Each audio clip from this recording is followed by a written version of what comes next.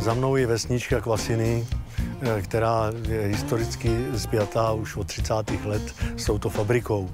Zatímco ona má cirka asi 1500 obyvatel, tak ve fabrice je přes 4,5 tisíce zaměstnanců.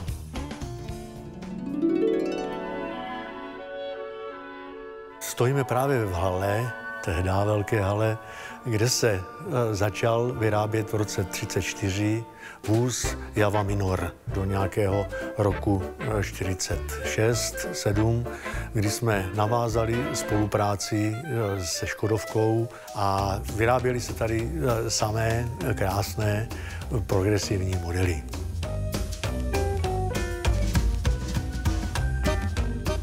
Jako historicky významný model pro Kvasiny to byla určitě Škoda Felicia v letech 58 až 64. Pak velice známý bylo i sportovní 110 R Coupé.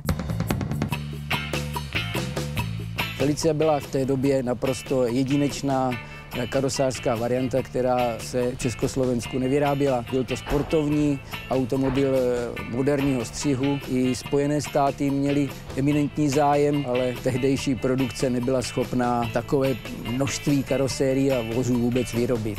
To byla kusová výroba, to se vyrábělo 5, 6, 7 autáků denně. V pozdější době, v těch 60. a 70. letech, to byly desítky kusů a na konci výrobního období dosáhla produkce až 200 kusů vozů za den. Což byl rozhodně přinejmenším logistický úspěch, protože ty prostory byly skutečně stísněné. Tady byla lakovna, tamhle byla svařovna a dokonce i lisovna, no a v závěru byla montáž. A přišel rok 91. To jsme si podali ruku s firmou VW a nastala úplně nová éra. Introducing the newest Skoda Felicia, the Felicia Combi. Torsion stabilizers and other extra safety features. V 90. letech byla velmi populární Felicie, ale pak přišel rok 2000, rozsáhlá výstavba Kvasina. Ze starého závodu se stala svařovna, vybudovala se nová lakovna a nová montáž.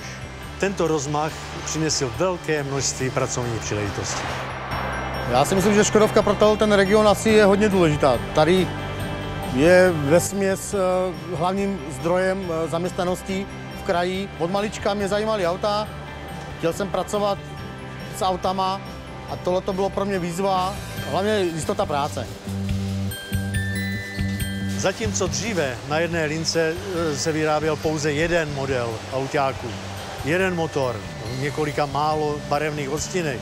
V současné době po moderní lince běží 3 druhy autáků, to znamená Yeti, 2 druhy Superbu, limuzína, kombík. Navíc ještě v tisících provedení, jak si zákazníci přejí. A to je velmi náročné na organizaci. Závod se neustále zvětšuje a modernizuje. Denně sjíždí z montážní linky 580 vozů. Kapacita se postupně navyšuje s tím, že do budoucna máme plán vyrábět až 900 vozů denně. To si určitě vyžádá i další pracovní místa.